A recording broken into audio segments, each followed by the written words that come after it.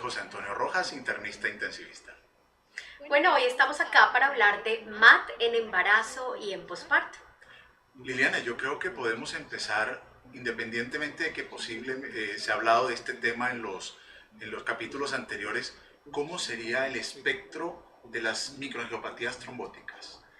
Bueno, en embarazo y en posparto, la microangiopatía trombótica tiene una característica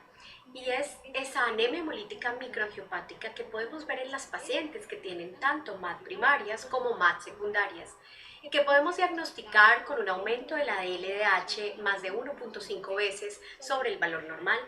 Vamos a encontrar también bilirrubinas expensas de la indirecta o no conjugada elevadas. Vamos a encontrar anemia con patrón de hemólisis en el frotis de sangre periférica, como esquistocitos, células en casco, y vamos a tener un CUMS directo negativo. Este es el espectro grande de una de las primeras características de la MAT, que es la anemia hemolítica microangiopática, y que adicional tiene aptoglobina baja o indetectable. Como segunda característica, la mayoría de las MAT se acompañan de trombocitopenia, es decir, plaquetas bajas o que han bajado sobre el valor normal que tiene la paciente. El tercer punto es el daño orgánico.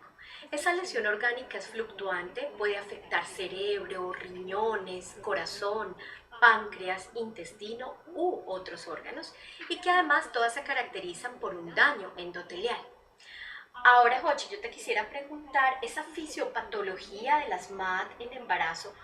y en posparto, ¿qué tienen de particular? Sí, a ver, hay un aspecto importante que debemos entender y es que durante el embarazo se produce una respuesta inmune que está dada por la presencia de la placenta, por la presencia del bebé y que va a generar que en ese sincitio trofoblasto se genere toda una batalla, por decirlo así, entre la activación del complemento y esa barrera que mantiene el complemento a ras. En las microangiopatías trombóticas, especialmente en aquellas que son mediadas por complemento, digamos que este sincitio trofoblasto mantiene estable o controlada la actividad, sobre todo del complemento terminal, el C5b9, pero en el momento en que se produce la salida de la placenta o la finalización del embarazo, esta activación disregulada del complemento aprovecha y se expresa de manera mucho más enfática y se aumenta, y por eso vamos a ver que muchas de estas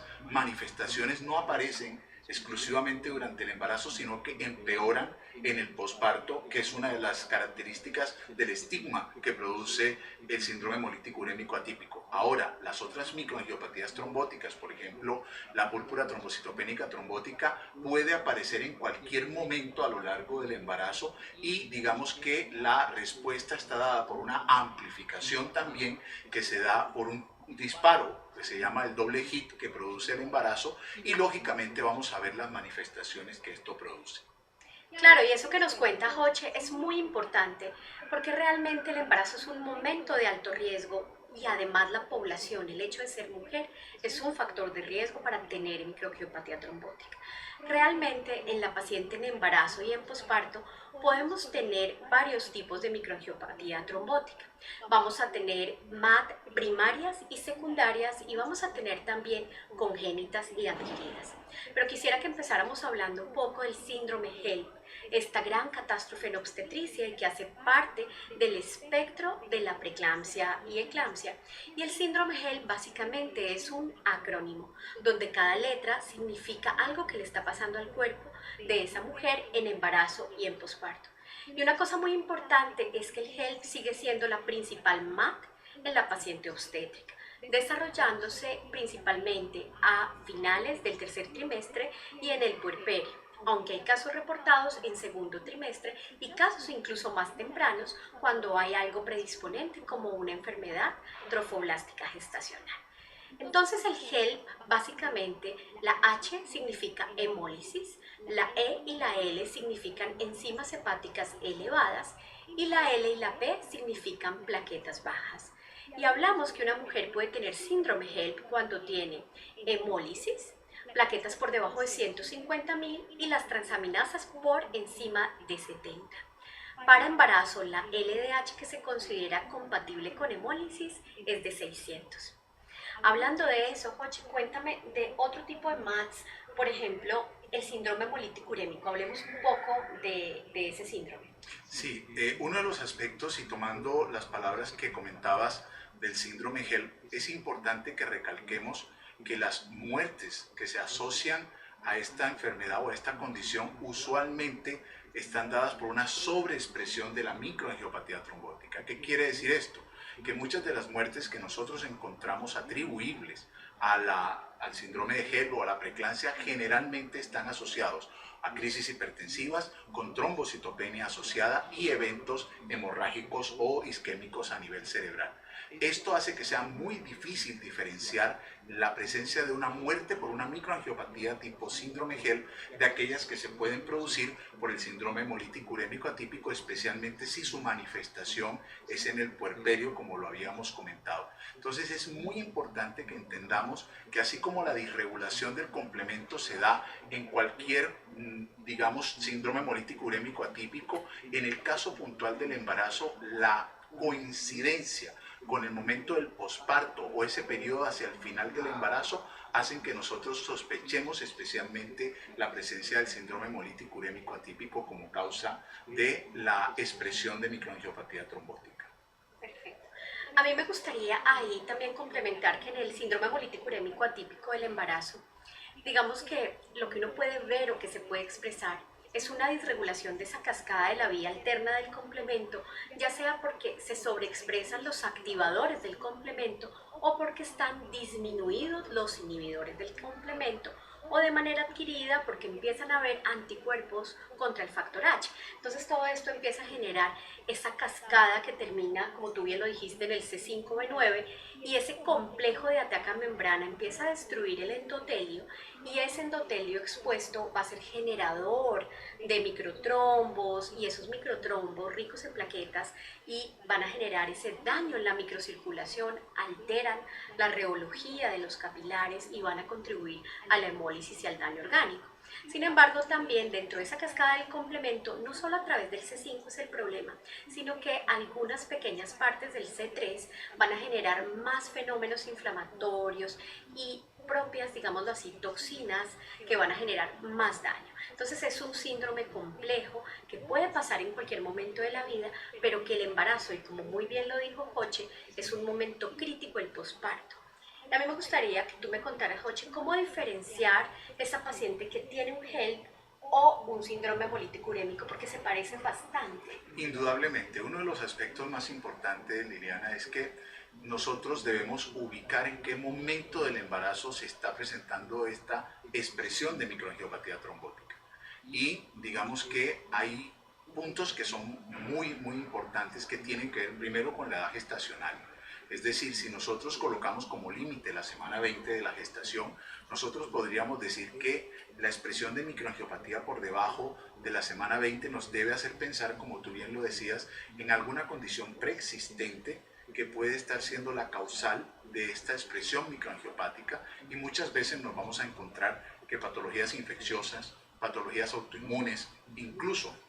la misma púrpura trombocitopénica trombótica pueden tener una manifestación antes de la semana 20. El síndrome HELP característicamente sucede después de la semana 20, sin embargo, puede suceder en algunas semanas previas si hay alguna condición preexistente como la enfermedad trofoblástica. Sin embargo, entre la semana 20 y hasta las 48 horas posparto, uno debería sospechar, y mucho más si nos encontramos en Latinoamérica, que tenemos esa, digamos, influencia de la preeclampsia y todas sus complicaciones en morbilidad y mortalidad, debemos considerar que estamos muy posiblemente ante el contexto de preeclampsia, eclampsia HELP, que es la expresión microangiopática de los trastornos hipertensivos, y sin embargo hay algunos imitadores que no necesariamente son expresiones microangiopáticas, como el hígado graso agudo del embarazo, que es casi que exclusivo del último trimestre, tiene manifestaciones que nos dan la idea de que puede haber trombocitopenia, puede haber anemia concomitante,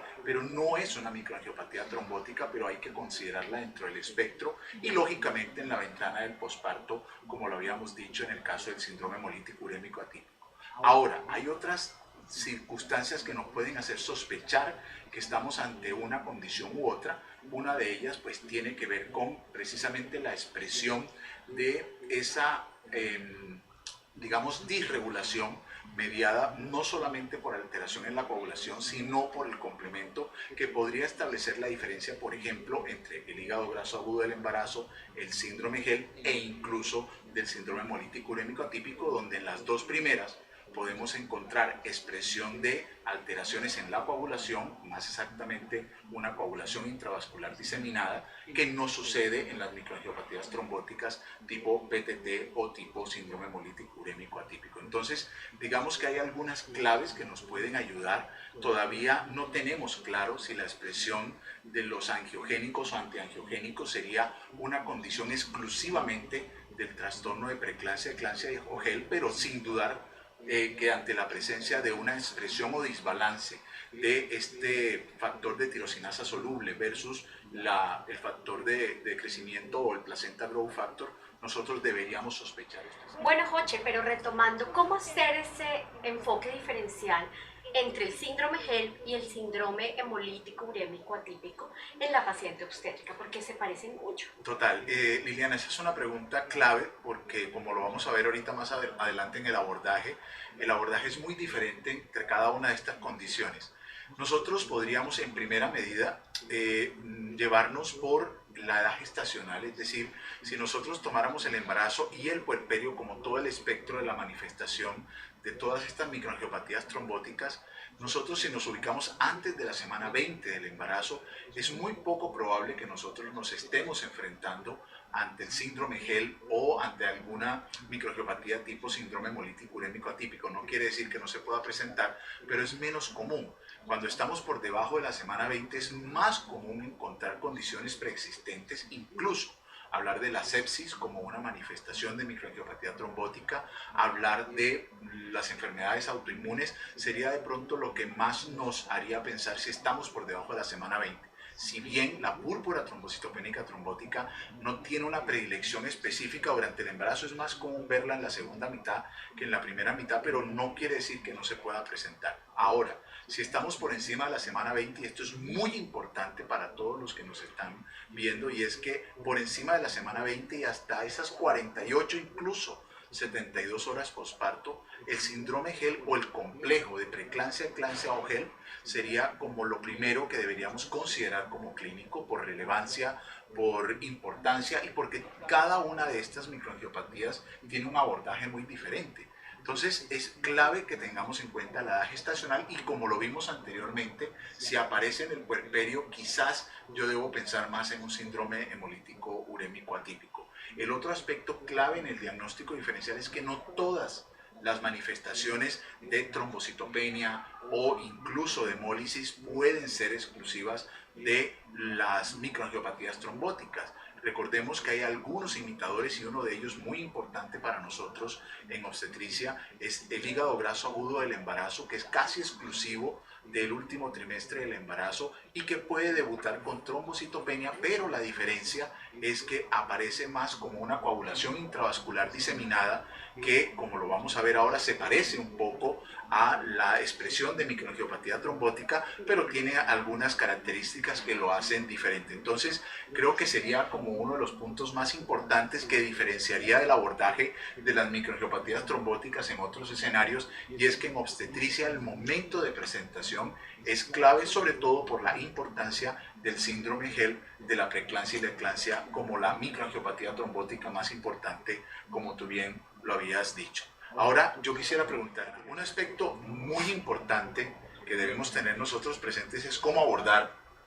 la microangiopatía trombótica en el escenario puntual del embarazo. ¿Cómo sería esto y cómo de pronto quienes se enfrentan a una paciente embarazada deberían partir de lo general para hacer este abordaje de forma organizada? Perfecto. Empecemos pensando en la clínica. ¿Qué pacientes yo sospecho o podría pensar que estuvieran cursando con una MAT? Lo primero es que puede haber algún tipo de prodromos, puede haber fatiga, malestar general, dolor abdominal, alteraciones del estado de conciencia, puede haber fiebre y puede haber escalofríos. Y eso también es importante porque debemos diferenciarlo de otras cosas que se presentan en obstetricia, como es la sepsis. Y básicamente es como un prodromos muy general. Posteriormente ya viene una fase clínica y dependiendo de la MAD, esa fase clínica va a tener unas características. Por ejemplo, cuando estamos frente al espectro de preeclampsia, eclampsia y HELP, clásicamente hay hipertensión arterial, hay sintomatología neurológica, cefalea, visión borrosa, tinnitus, epigastralgia, omalgia, puede haber disnea y las cifras tensionales suelen estar elevadas y se debe acompañar de algún tipo de disfunción orgánica y puede ir acompañada también de proteinuria elevada. Pero casi que siempre nuestra mayoría de pacientes que van a estar ubicadas en ese espectro de la preeclampsia, eclampsia y HELP se comportan con sintomatología neurológica, con disfunción orgánica en paraclínicos y con cifras tensionales elevadas. Por supuesto que hay confusores y por supuesto que hay pacientes que no cumplen todos los requisitos, pero pensemos que la mayoría van a tener ese espectro clínico. Mientras tanto, si yo pienso en la clínica de una púrpura trombocitopénica trombótica, también puede haber ese prodromos, ese malestar general y empieza a haber frecuentemente alteración neurológica, patología abdominal y puede haber disfunción miocárdica, pancreática, convulsiones hasta el 9% y puede haber incluso infarto agudo de miocardio en pacientes que vamos a encontrar con trombocitopenias muy severas y con hemólisis. Y como tercera parte, la clínica del síndrome hemolítico urémico atípico se parece mucho al HEL porque tiene hemólisis y uremia, pero ese punto de la uremia va a ser muy importante en el diagnóstico porque son maternas que se presentan con injuria renal aguda. Y si bien todas las MAD pueden presentar diversos grados de falla renal, la falla renal o la injuria renal que presentan las pacientes con enfermedad por complemento SHUA suele ser muy agresiva, con creatininas que empiezan a subir de manera importante y que van concordantes con la hemólisis y que pueden requerir incluso terapia renal, es decir, terapia dialítica. Mientras que es menos frecuente que una paciente con preeclampsia o HEL requiera diálisis o una paciente con PTTA que suele tener creatininas ligeramente elevadas y generalmente revierten y no requieren terapia renal, SHUA se acompaña de esa falla renal progresiva que incluso necesita la instauración de diálisis temprana. Entonces ese sería como el espectro clínico. Y ya en los paraclínicos vamos a encontrar que la paciente con HELP cumple esos criterios del acrónimo, es decir, laboratorios compatibles con hemólisis, las enzimas hepáticas elevadas mayores a 70 y las plaquetas bajas por debajo de 150.000. Y adicional a eso pueden tener proteinuria en 24 horas positiva, relación creatinuria-proteinuria alterada y pueden tener también una alteración de los factores angiogénicos y antiangiogénicos. Mientras que cuando nosotros pensamos en la púrpura trombocitopénica trombótica adquirida, vamos a encontrar que la fisiopatología es un déficit de una proteína que es la ADAMS13 y esa ADAMS13 va a estar baja por debajo del 10%, junto con trombocitopenia muy severa, leve disfunción renal, predomina la disfunción miocárdica, cerebral, pancreática o gastrointestinal y puede haber diversos grados de hemólisis que son bien importantes y con una anemización también importante. Y se ven esquistocitos en el frotis de sangre periférica. Y en el síndrome hemolítico urémico atípico o enfermedad por complemento SHUA, vamos a ver esa creatinina elevada, el nitrógeno ureico elevado, pacientes que pueden estar hipertensas con oliguria y anuria. Y vamos a encontrar también pacientes con acidosis metabólica en los gases y distintos grados de disfunción orgánica adicional. Entonces, cuando estamos en cuidado crítico, en obstetricia crítica, o cuando, por ejemplo, un nefrólogo es llamado a la UCI para ofertar una terapia renal, definitivamente hay que pensar en el síndrome hemolítico urémico atípico. Y bueno, Joche, viendo que estas pacientes tienen como esa cantidad de espectro clínico, paraclínico, prodromos y suele ser difícil el diagnóstico, ¿cómo consideras tú que deberíamos hacer ese algoritmo para llegar a cada una de estas madres? Ese es un aspecto muy importante porque de toda la manifestación que podemos encontrar de la microangiopatía trombótica en el embarazo, nosotros tenemos que saber cuándo nos orientamos más hacia una de las microangiopatías trombóticas o a otra. Hay aspectos que son claves y es que nosotros si empezamos a pensar, a considerar la microangiopatía trombótica, nuestro primer paso siempre será considerar la preeclampsia, eclampsia o síndrome GEL, teniendo en cuenta esto que hablamos previamente de la edad gestacional. Sin embargo, hay un aspecto clave que es común a todas las microangiopatías trombóticas, y es los estudios o exámenes que comienzan a orientarnos hacia cuál de ellas podemos estar enfrentando. Entonces, aquí uno tendría que hacerse la pregunta de si los modelos o las estrategias para diagnóstico de microangiopatía trombótica, como el Plasmic Score o como el French Score, tendrían esta traducción o aplicabilidad al escenario obstétrico. La realidad es que desde el punto de vista de la evidencia, no hay evidencia aún que nos diga que estos modelos son extrapolables de manera perfecta. Sin embargo, hoy por hoy, nosotros recomendamos que se apliquen estos mismos modelos, ya sea el French Score o ya sea el Plasmic Score, para hacer el diagnóstico diferencial de las microangiopatías trombóticas en el escenario obstétrico. Ahora, nosotros tenemos que considerar que en ese abordaje inicial yo puedo pasar de lo que se llama la sospecha de microangiopatía trombótica, que surge con los exámenes iniciales que tú muy bien has descrito, y es cuando yo solicito esa paraclínica inicial y observo la presencia de la anemia hemolítica, de la trombocitopenia y la disfunción orgánica, ya sea predominantemente renal o no. Yo comienzo a organizar y voy pasando de la sospecha a lo que ya se considera diagnóstico, que es cuando yo solicito exámenes específicos como la medición de la metaloproteinasa ADAMS13, para que dentro del espectro de las microangiopatías trombóticas, si esta está severamente consumida por debajo del 10%, ya yo comienzo a sospechar que estoy más ante una púrpura trombocitopénica trombótica. Los puntos de corte no varían entre la embarazada y la paciente no embarazada,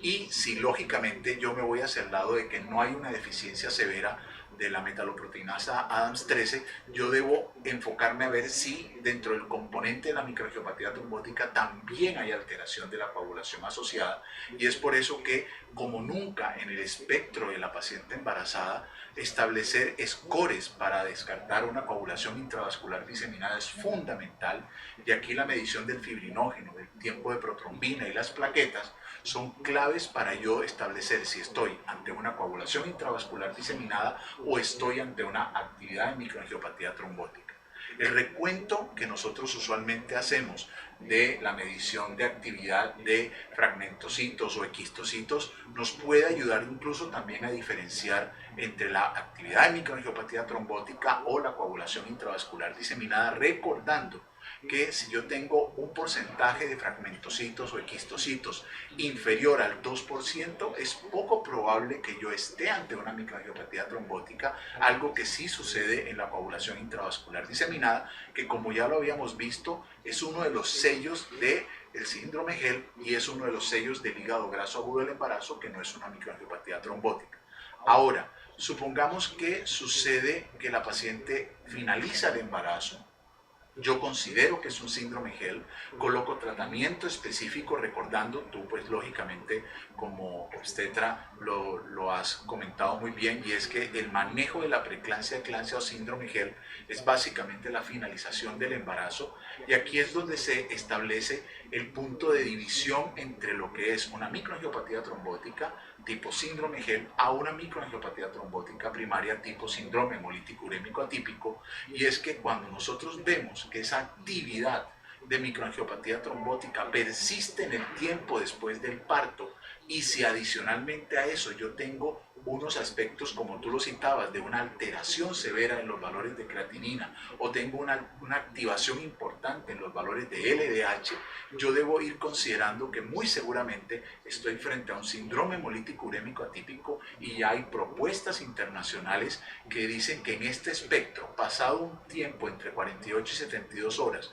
con una actividad de lesión renal importante y un aumento significativo de la LDH, yo podría considerar que estoy ante un síndrome hemolítico urémico atípico, porque hay que aclararlo, seguramente en las sesiones anteriores también lo han dicho, y es que no existe una prueba diagnóstica específica hoy por hoy para hacer el diagnóstico del síndrome hemolítico urémico atípico, y por eso en obstetricia este tipo de guía o algoritmo podría ayudarnos a hacer el diagnóstico diferencial entre cada una de ellas. Entonces creo que ese punto es clave. Ahora viene un punto que a muchos les genera de pronto dudas o controversias, y es si ya cuando yo tomo la decisión de iniciar el manejo para este tipo de microangiopatía trombótica, el hecho de estar en embarazo me comenzará a generar algunas pautas de intervenciones o manejos diferenciales dependiendo de cuál es esta microangiopatía trombótica. ¿Qué nos podrías decir al respecto, Liliana? Claro que sí. Aquí hay un punto muy clave frente al manejo. Prima la vida de la madre. Estamos ante enfermedades que son potencialmente fatales y que pueden tener mortalidad y secuelas para toda la vida. Digamos que en preeclampsia, eclampsia y GEL, como bien lo hablamos ahorita, el manejo es desembarazar a la paciente. Y por supuesto, antihipertensivo, sulfato de magnesio y soporte de los órganos que están en disfunción. Aparte de eso, cuando nos enfrentamos a una paciente que ya tiene diagnóstico de la púrpura trombocitopénica trombótica adquirida por ese déficit de Adams 13 por debajo del 10%, el tratamiento y el gol estándar es la triple terapia. Y generalmente se propone que ese tratamiento se haga cuando la paciente ya no está embarazada, aunque hay actualmente, casos exitosos de terapia con caplacizumab en embarazo reportados en la literatura. Pero quiero que nos enfoquemos un poco en esa paciente que llegamos a ese diagnóstico de exclusión, que es el síndrome hemolítico urémico atípico en embarazo o en posparto. Generalmente la paciente ya va a estar desembarazada en la gran mayoría de los casos porque tiene, una predilección para finales del embarazo y para el puerperio. Entonces, digamos que en ese punto la consideración fetal no nos preocupa tanto. Cuando tenemos una de estas MAD catastróficas, tempranamente hemos instaurado terapias como la terapia de recambio plasmático, que en las guías internacionales y en el consenso internacional para el diagnóstico y el manejo de la microangiopatía trombótica primaria se propone que sea muy rápido, 6 a 8 horas, instaurar esa terapia de recambio plasmático, y mientras tanto yo voy puliendo mi diagnóstico. Si confirmo una PTTA, me voy a continuar la triple terapia con esteroides, caplacizumab, la terapia de recambio plasmático, incluso está descrito el uso de rituximab en estas pacientes. Mientras que si por mi diagnóstico de exclusión y a través de todo este manejo multidisciplinario y este ejercicio juicioso que es llegar al diagnóstico de la enfermedad por complemento SHUA, vamos a ver que la terapia de recambio plasmático no es suficientemente efectiva para reducir la hemólisis y para mejorar la falla renal.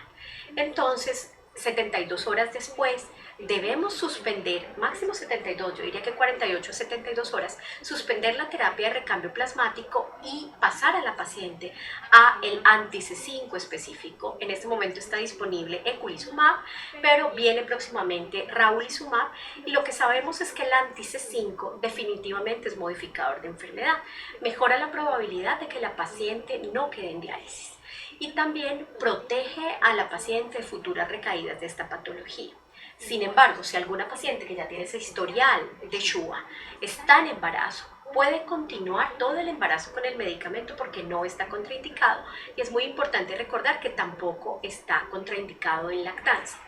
Y esto es válido porque, como le voy a preguntar a Joche ahorita, ¿qué pasa cuando una mujer suspende el tratamiento y qué criterios habría para considerar suspender el tratamiento? Sí, aquí hay un aspecto clave, y es que ya con los años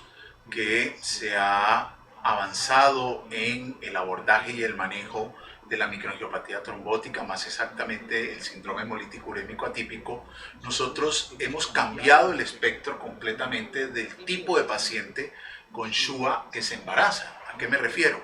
Que nosotros podemos hoy por hoy hablar de casi que 3 escenarios. Uno de ellos es el clásico, que es la paciente que debuta con síndrome hemolítico urémico atípico, es decir, nosotros diagnosticamos por primera vez, no tenemos antecedentes de que haya presentado un evento previo, y es aquí donde nosotros hablamos de ese primer manejo con la inhibición del complemento terminal, más exactamente con eculizumab. Pero existe otro espectro en donde yo tengo la paciente que ya viene con tratamiento y se decide embarazar,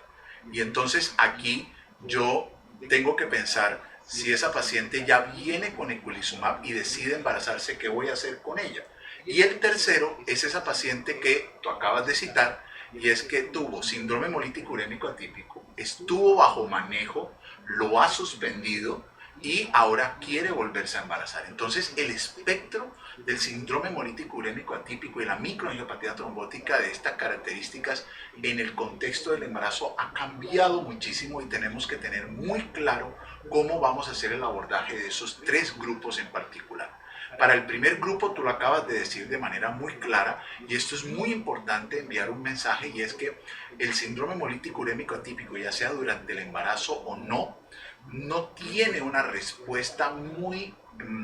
importante al recambio plasmático. El recambio plasmático es pilar fundamental del manejo de la microangiopatía trombótica tipo PTT, adquirida más exactamente. Sin embargo, si yo no tengo una deficiencia severa de la metaloproteinasa Adams 13, yo voy a tener una respuesta que es prácticamente indiferente y posiblemente solo una respuesta parcial hematológica sin que eso modifique el curso de la evolución a nivel renal. En el embarazo sucede exactamente igual y por esa razón es muy importante tener esa capacidad de discernimiento y decir no estoy ante una PTTA y por lo tanto debo pasar a manejo con eculizumab. Usualmente entre más temprano iniciemos la inhibición del complemento vamos a evitar esa progresión que tú citabas a enfermedad renal crónica terminal, a disfunción de otros órganos y por ende a morbimortalidad asociada con la enfermedad. Ahora, si yo decido iniciar el esquema de eculizumab durante el embarazo o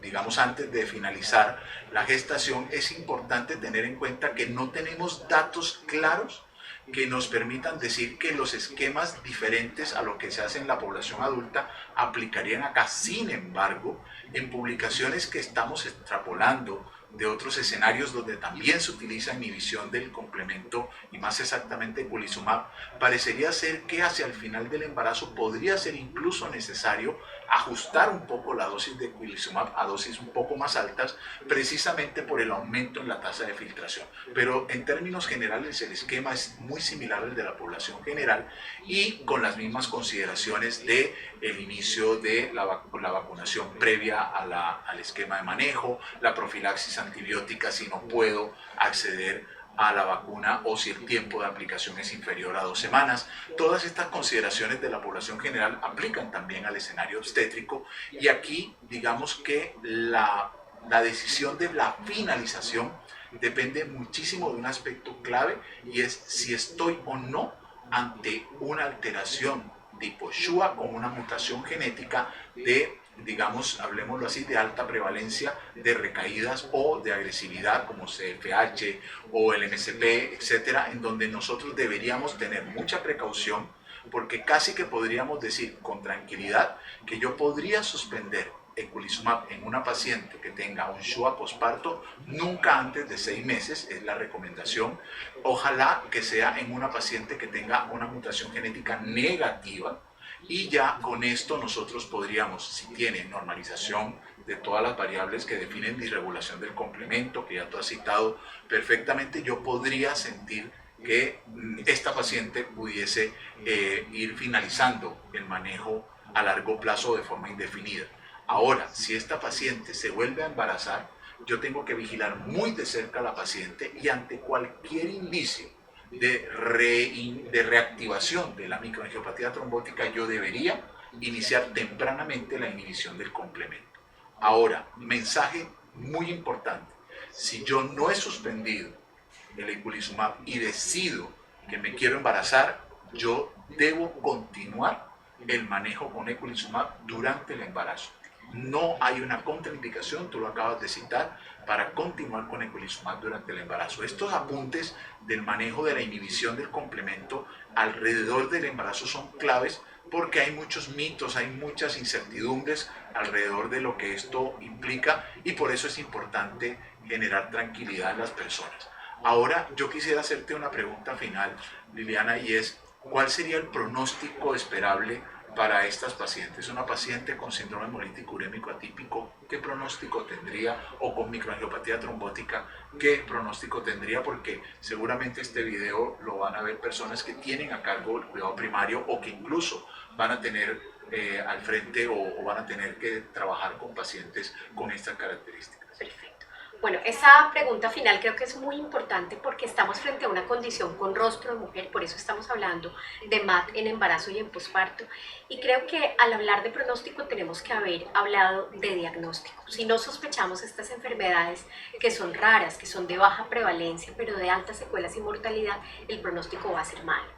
Realmente estamos muy enfocados desde obstetricia y desde la UCI a reconocer la preeclampsia, la eclampsia y el HELP,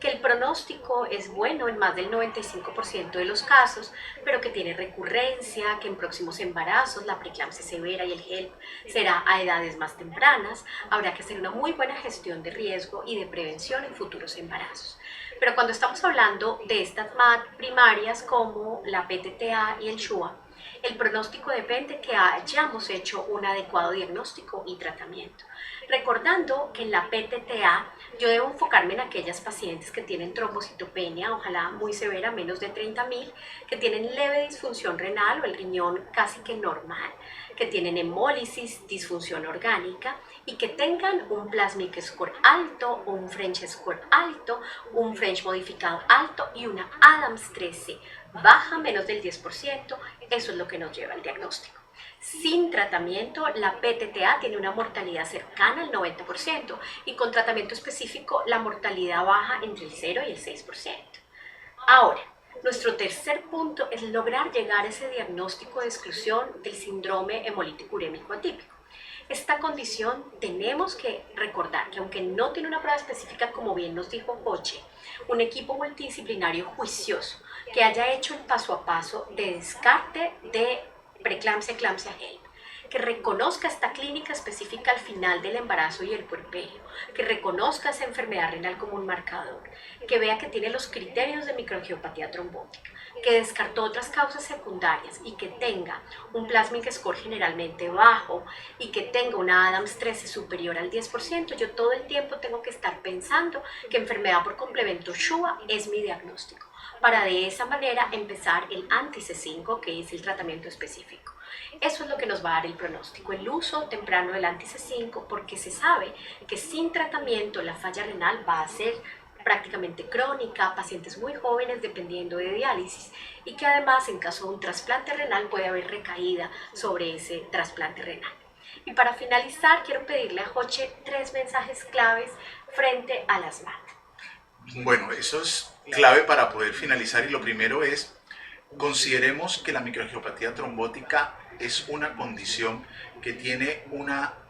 prevalencia importante durante el embarazo y por eso siempre que nosotros estemos ante una paciente obstétrica que tenga manifestaciones de lo que nosotros ya identificamos como microangiopatía trombótica, tengamos esa capacidad de abrir el abanico de posibilidades de manera rápida y oportuna porque impacta en el diagnóstico. El segundo mensaje es la ubicación a lo largo del embarazo y el puerperio son la clave para yo minimizar ese tiempo de respuesta y la oportunidad del diagnóstico. Y lo tercero es que el abordaje y el manejo de la microangiopatía trombótica en el embarazo tiene, como lo vieron ustedes, características que van ligadas a cada una de las condiciones y por eso el diagnóstico diferencial va a poder impactar en que yo rápidamente trate la preeclampsia, eclampsia o HELP de la manera como se debe hacer y cuando se trate de las microangiopatías trombóticas primarias o secundarias poder abordarla de una manera organizada y cuidadosa.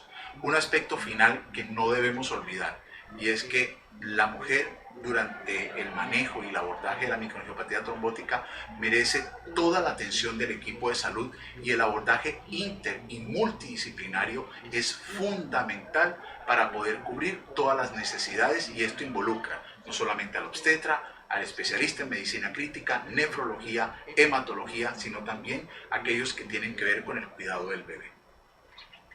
Muchas gracias por haber participado en nuestro capítulo de MAT en embarazo y posparto. Muchas gracias a todos.